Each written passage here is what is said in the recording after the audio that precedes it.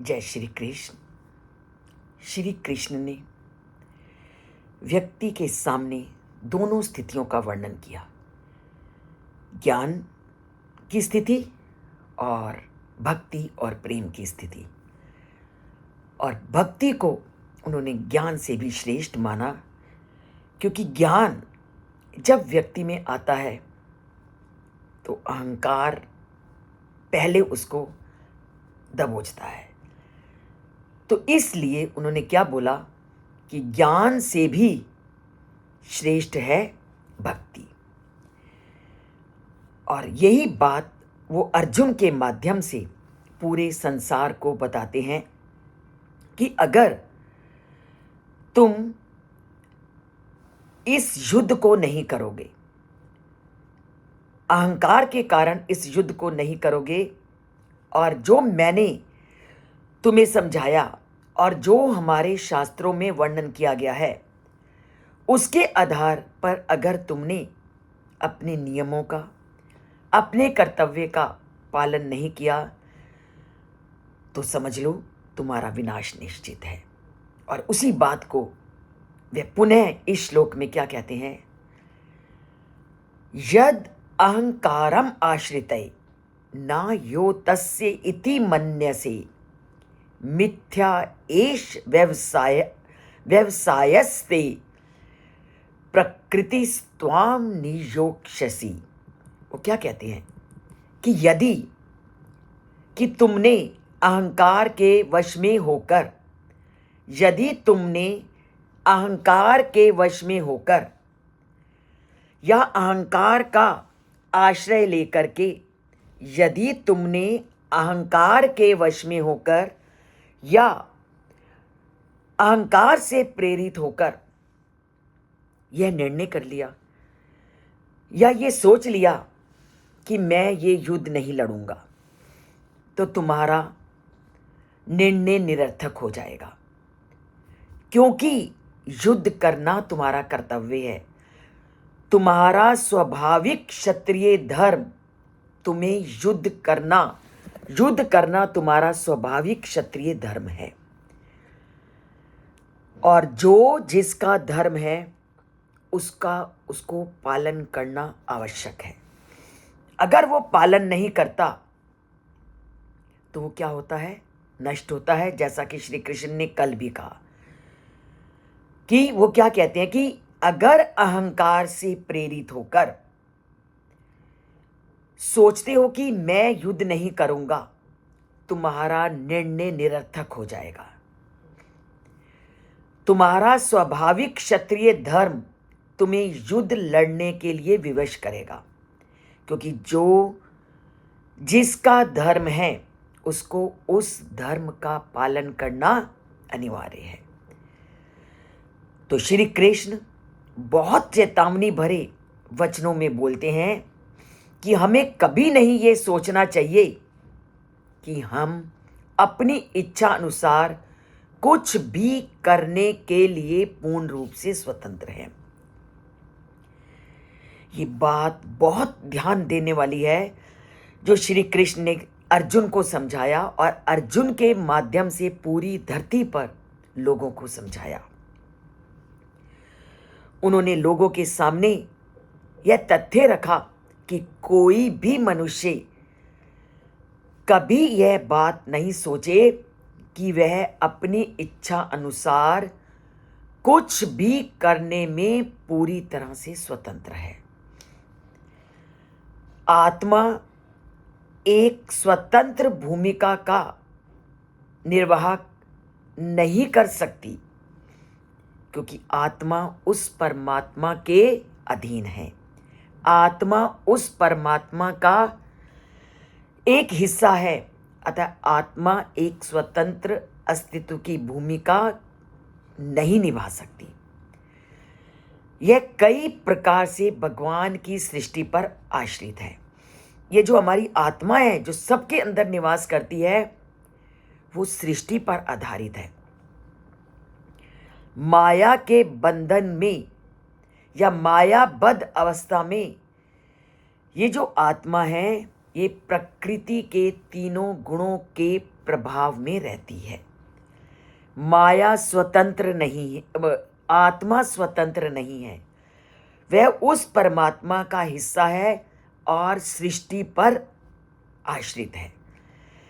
और माया बद्ध अवस्था में, अर्थात जैसे ही ये प्रकृति के संसर्ग में आती है तो प्रकृति के तीनों गुणों का प्रभाव इस आत्मा पर पड़ता है। और गुणों के जब आपस में मेल होता है तो वो उस आत्मा का स्वभाव बन जाता है और इसके निर्देशों के अनुसार हम कार्य करने के बाधित हो जाते हैं। आत्मा जब संसार में आई, उसका जन्म हुआ, माया के बंधन में वो पड़ी और माया के बंधन में पड़ते ही प्रकृति के तीनों गुण सत्व, रजस और तमस, ये तीनों गुण आत्मा को प्रभावित करते हैं और आत्मा इन तीनों गुणों से युक्त हो जाती है। अब आत्मा जैसे जैसे गुणों को अपनाती है, हम वैसा वैसा कार्य करने लगते हैं।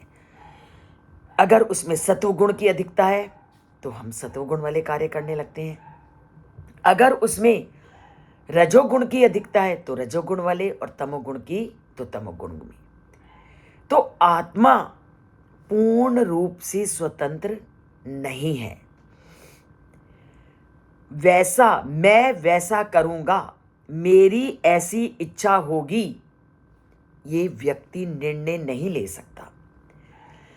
हमें भगवान और शास्त्रों के उपदेशों या अपनी प्रकृति की विशेषता, जो प्रकृति के संसर्ग में आने पर आत्मा में जिन गुणों से युक्त हुई, के बीच क्या उचित है और क्या अनुचित है, उसको चुनना पड़ता है। सबसे बड़ी बात यहां क्या कही गई? आत्मा स्वतंत्र नहीं है। आत्मा सबसे पहले वो परमात्मा का एक अंश है। दूसरा, जब इस संसार में आई तो वो प्रकृति के और माया के बंधन से युक्त हो गई और वह प्रकृति के तीनों गुणों से प्रभावित हो गई। और जैसे ही वो माया के बंधन से युक्त हो गई और प्रकृति के तीनों गुण से प्रभावित हो गई तो माया का तो आत्मा का स्वतंत्र होना तो संभव ही नहीं। तो जैसे जैसे प्रकृति के गुण उस पर प्रभाव डालते हैं, उसकी कार्य करने की शैली, उसका कार्य करने का तरीका, उसका सोचने का तरीका, सब उन गुणों पर आधारित हो जाता है। तो चाहते हुए भी आत्मा किसी भी कार्य को अपनी इच्छा अनुसार नहीं कर सकती। तो भगवान और शास्त्रों के उपदेश या प्रकृति की विशेषताओं के बीच वो किसका चयन करती है, श्रेष्ठ का चयन करती है या किसी अन्य का चयन करती है, ये सब आत्मा पर निर्भर है कि आत्मा ने इस संसार में आने पर कैसे गुणों को अपनाया है तो ये। और जो हमारा फिर उन गुणों की, प्रकृति के संसर्ग में जो आए, हम प्रकृति के तीनों गुणों को जैसे हमने अपनाया तो धीरे धीरे धीरे वो हमारा क्या बन जाता है? स्वभाव। और स्वभाव बन जाता है तो उस स्वभाव को हम बदल नहीं सकते, क्योंकि वो हमारी पूरी अंतर आत्मा पर अपने प्रभाव को पूरी तरह से प्रभावित कर देता है। तो इसको हम एक छोटे से एग्जाम्पल के द्वारा भी समझ सकते हैं। कोई भी व्यक्ति जब अपनी पूरी जिंदगी को एक ढर्रे से चलाता रहता है, जब ढर्रे से चलाता रहता है और उससे जब वो सेवानिवृत्त हो जाता है, तब भी कितने वर्षों तक उसमें जो वो सेवा करता था या जहां भी नौकरी करता था, वो स्वभाव उसका स्वभाव बन जाता है। इसका मैं छोटा सा आपको उदाहरण अपने ही घर में से दी हूं। कि अब हमारे ही घर में बहुत सारे ऐसे लोग थे जो ऐसे ऐसे पदों पर आसीन थे जहाँ उन्हें सुबह उठते ही बड़े सूट बूट से तैयार होना पड़ता था, क्योंकि वो उनकी एक ड्यूटी का हिस्सा था। और जब वो उस ड्यूटी से रिटायर हुए तो तब भी वो उसी तरह तैयार होकर के सुबह बैठ जाते थे, क्यों, जबकि वो सेवानिवृत्त हो चुके थे। अब वो क्यों सूट बूट और उसी तरह तैयार होकर बैठ जाते थे? क्योंकि वो उनके जीवन का एक हिस्सा बन चुका था। ऐसे ही आत्मा जब इस संसार में आती है तो वो जैसे जैसे प्रकृति के गुणों के संपर्क में आती है तो वे गुण उस आत्मा को वैसे वैसे प्रभावित करने लगते हैं और उस आत्मा का वह स्वभाव बन जाता है। जैसे मैंने अभी आपको उदाहरण दिया कि वो स्वभाव बन गया जब आत्मा का, तो उससे उसको दूर हटाना बहुत मुश्किल हो जाता है। इसलिए हमारा प्रयत्न क्या होना चाहिए कि हम अपनी आत्मा को कभी भी ऐसे गुणों से युक्त ना करें जो हमें बुराई के मार्ग में ले जाएं। हमें आत्मा में प्रकृति के ऐसे गुणों के साथ आत्मा का संपर्क रखना है जो आत्मा के उत्थान के लिए कल्याणकारी हो। आत्मा का उत्थान होगा तो व्यक्ति का अपना उत्थान अपने आप होगा। और आत्मा का उत्थान कैसे होगा? गीता की इन ज्ञानपूर्वक बातों को सुनने से। जितना जितना हम ज्ञानपूर्ण बातों को सुनते जाएंगे, हमारी आत्मा का उत्थान होता जाएगा। आत्मा अपने आप आत्मा में सत्व गुण की वृद्धि होती जाएगी, जैसे जैसे हम इस आत्मा में सद्गुणों को लाना शुरू कर देंगे। किसी भी आदत को बदलना मुश्किल नहीं, आदतें बदली जा सकती हैं। आदतों को बदलने में ही कल्याण है।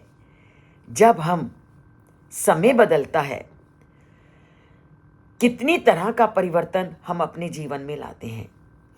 आप अपने जीवन को ही देख लो।